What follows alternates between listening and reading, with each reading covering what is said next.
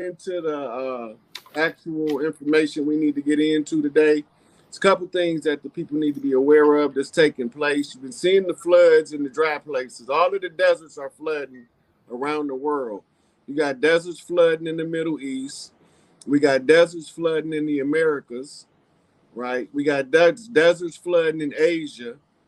Then we got tornadoes and lightning storms. All of these things is called the return of the Sweetwater. This is what we call in the Vadun the return of Oshun's energy, the divine feminine in her full expression of loving nature. So she coming through the Lion's Gate, right?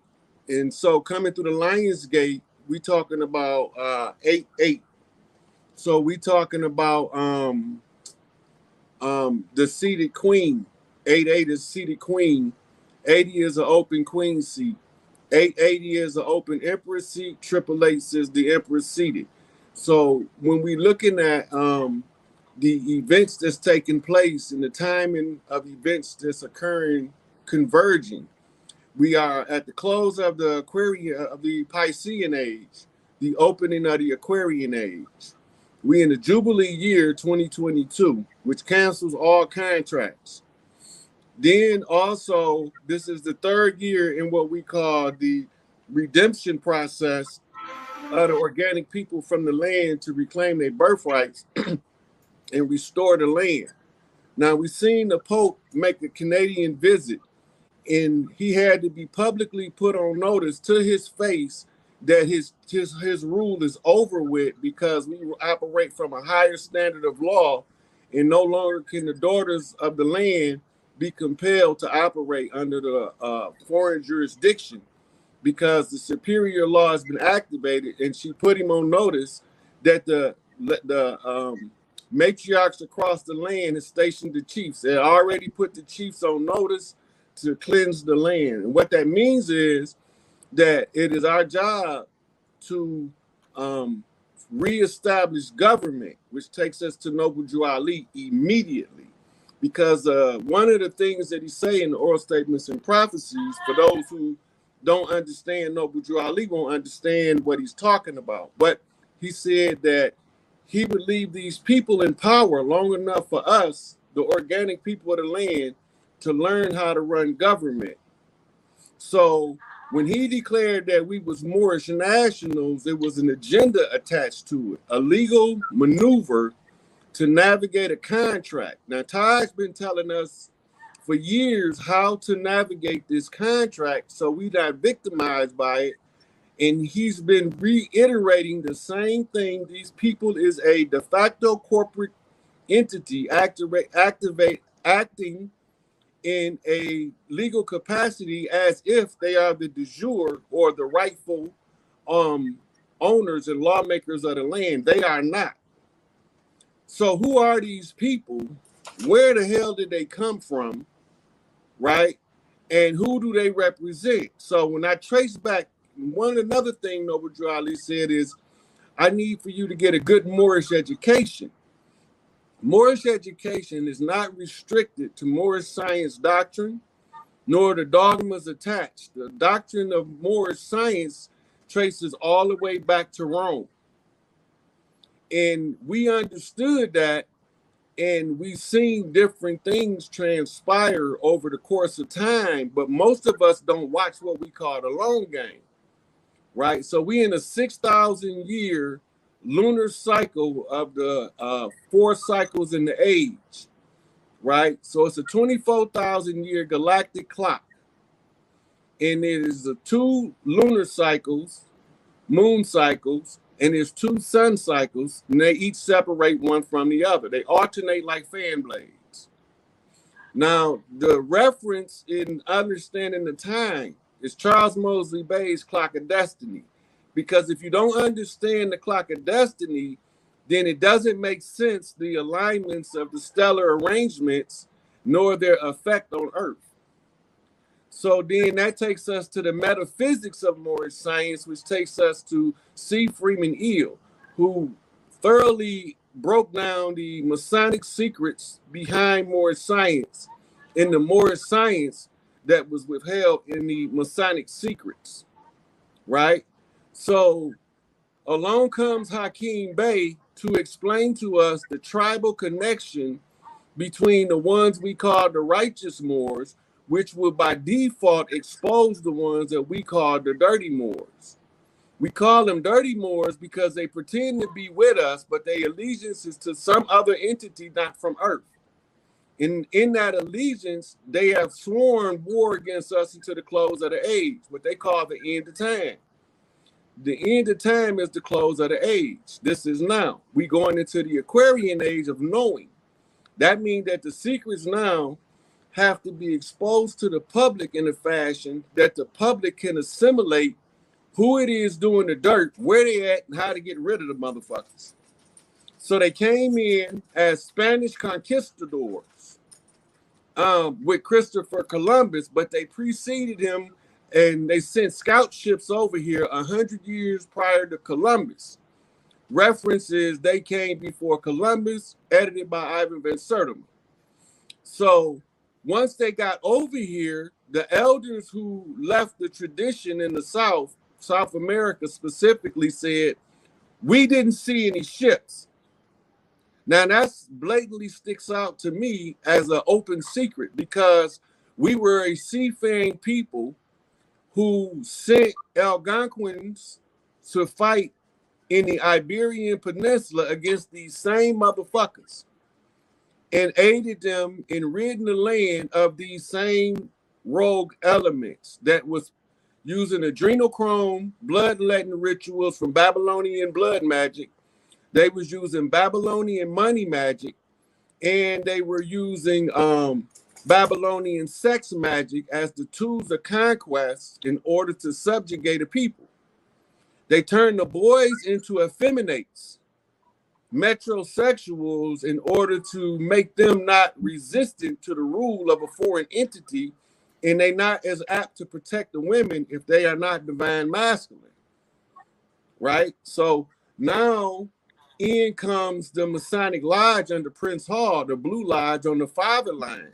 We understand what Prince Hall and Absalom Jones was doing when they were digging up the Masonic secrets as a apprentice under a under a York Rite Masonic Lodge, who wouldn't give him a charter. So he went to England and got a charter from the Scottish Rite in order to institute his knowledge of the York Rite over here. So he had to go to the other lodge, what they call the Great Grand Lodge in England, and get the charter, right? Well, that was not a charter from us. It wasn't until Malachi York went to Cairo, Egypt, to the original adepts to recover the Masonic charter from Cairo directly, which bypassed all European organizations that was infiltrating. In the process of doing this, he uncovered a sacred record that he called the Sacred Record of the United Nubian Nation of Moors.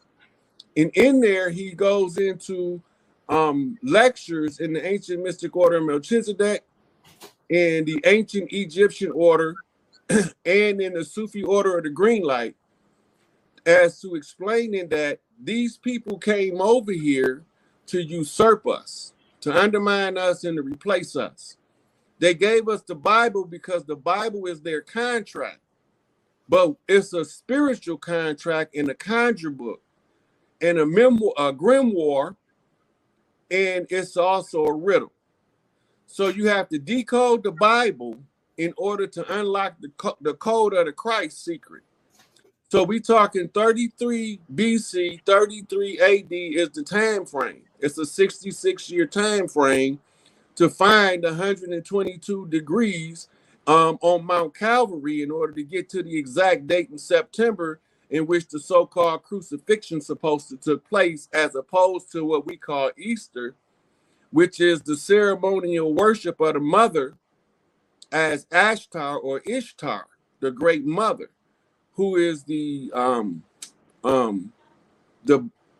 guardian of children, right? So then the rabbit being the patriarchal symbol of a virile male, right? So the rabbit was a man the whole time.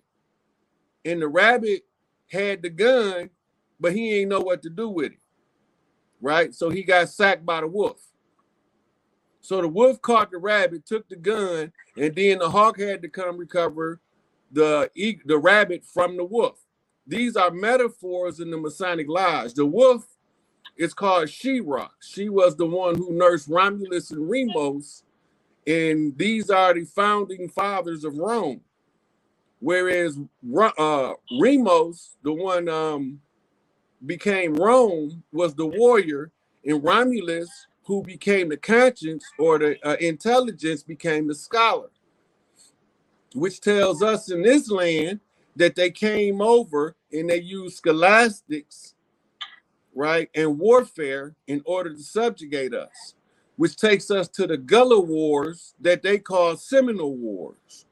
Now, you know who's dictating what took place in the wars by what they call the war. So when we call them Gullah Wars, we know that all of the tribes from as far away as the Polynesian Islands, south, west, as far north as Alaska and the Eskimos, the Inuits, all sent soldiers, warriors to fight in Florida in what we call the Gullah Wars. This is how the French, right, under Adam Weishaupt, using the Louisiana Purchase, and they were able to then do a survey on the land, what they call Lewis and Clark's expedition.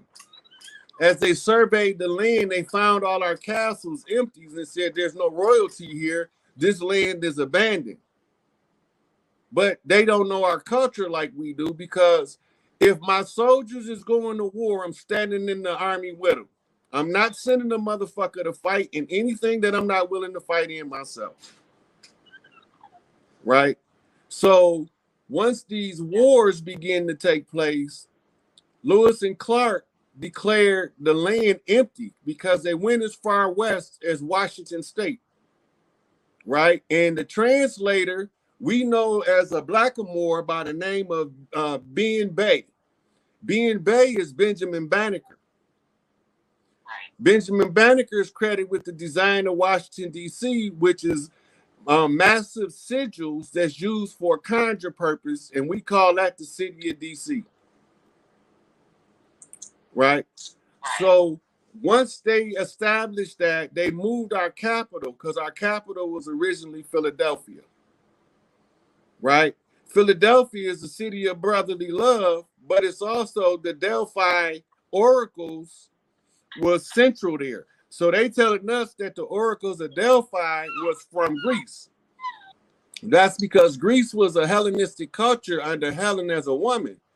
But Rome was a Hellenistic culture, but they turned Helen into a man. This is what they call beheading the god, or when they take Medusa's head, right? So taking Medusa's head is them switching the gods out. That's an Anunnaki war tactic. So they use changing of the names.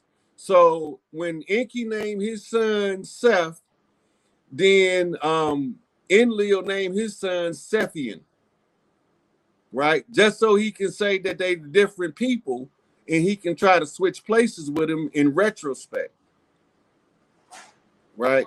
So from there, we get into the 1900s, and we get into us trying to restore our people, and we got all of these other people that's fighting for power to never let us know who he is, and that's what they call the Masonic secret. So I'm gonna stop right there for questions. Well, first of all, I know I started the live a little bit off center, but I appreciate everybody still keeping up with us, because I'm learning how to use StreamYard. However, I missed the introduction on the live, so I'm Sunny L, Sunny Moon L, Mother Tweety here, and for the record, we're not coming in as the adepts. And again, this is the adepts chamber, so the people that can join us and make sure that we're on point are the adepts, just to make that clear. But I do want to just make that public for the record, on the record. And other than that, yes, we're on with you. my thing was, as far as the conquistadors, we know who they were before. Who are the conquistadors now, and what do these organizations like? Is it the Greek letter organization? Is it Divine Nine? Like, who are these? Are they the imposter wars, the dirty wars? Okay, now let me answer that. So, where are these people now? They look like us. They masquerade as our leadership in the community, but they always working against us. They've infiltrated every secret society, every alphabet organization.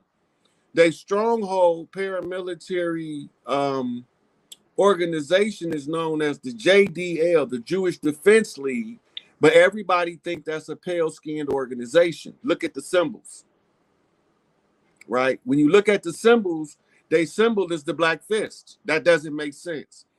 Okay, they are working as the paramilitary branch. They're the same ones you'll find in all of the celebrities' FBI files issuing death threats and extortion plots in order to take the wealth from our celebrities. So you find them in Tupac file, Biggie file, you find them in Michael Jackson file, you find them in Prince file, you find them in some of the non-melanated celebrities like what's my man name? Robin Williams, who they said committed suicide, but that was a flat out murder. They call them star whackers in Hollywood. This in the protection from them in Hollywood before the Nation of Islam got out there was a group that we call Scientologists. The Scientologists was diffusing the situation because they couldn't get to the wealth of the actors because of the structure of Scientology. So that's why all of the celebrities start running the L. Ron Hubbard Scientology, right? So when we started to become instrumental in movies and music in the Hollywood, then the Nation of Islam's FOI have to come in because they're the only ones who know how to defend us from this enemy. They were trained Scientology too. The what? Haven't they joined Scientology as well? Well, that's a military strategy. Okay. So you got the people that's protecting the Europeans in Hollywood, Scientologists, bump into these dudes that's protecting us in Hollywood called FOI. They both performing the same function for two different groups against the same enemy. The art of war say the enemy of my enemy is my friend. So it's only natural that they have to end up creating some kind of alliance because they still fighting the dirty Moors. That's why L. Ron Hubbard moved onto a boat so he wouldn't be under their jurisdiction on the land, because they flipped the land jurisdiction to the water. They don't have any jurisdiction on the land. They flipped the water jurisdiction on the land. That's called admiralty law. The admiralty and maritime law is codified and controlled by the Uniform Commercial Code. The Uniform Commercial Code is what they call the International Law of Nations. The International Law of Nations governs international corporate jurisdictional law. So when you become a national, you become a straw man in your nation. As a straw man, you are a dead entity, a legal fiction. You don't really exist. So therefore, whatever they do to you is only a fiction and they can't suffer a consequence. It's not true. They doing this to you because you allowing them to do it to you because you don't know what they doing. That's an adhesion contract that they have you under that you don't know you signing. When they say nationality is the order of the day, it expired July the 4th, 2019. Because using the nationality system under Noble Drew Ali's original format, you was able to navigate and live your life without ever being affected by these people being on the land. But when we start fighting to be part of their system, we abandon our system. We abandon Elijah Muhammad. We abandon Noble Drew Ali. We abandoned Marcus Garvey. We abandoned Booker T. Washington. We abandoned W.E.B. Du Bois. How are we going to get out of this condition? Right? So what we end up doing was all of the chiefs just put their part in the public domain until one of us can figure out how to put all of the pieces of the puzzle together so that we can exile the imposters. In New Jersey, they are known as the Moorish Zionist Jews. And they are called blackamoors by the Moorish title. They look like us, but they not us. If you look up the picture of Noble Drew Ali in Chicago in front of the temple, then you look up the picture of them in front of their temple, they are mimicking, but they're giving signs in the pictures. But nobody knows how to read the signs because everybody is caught in the dogma that they can't get to the science part. This is why C. Freeman Eels information is critical to the understanding of more science, because he teach you how to read the symbols. And you go back to the Q drop and it said, what's going to be their undoing? The symbols. The symbols is going to expose them, right? Which takes us to the flag. Where the flag that they flying in the Moorish Science Temple today with the 5-point star has been a Moorish Science Temple flag longer than it's been a Moroccan state flag. Make that shit make sense.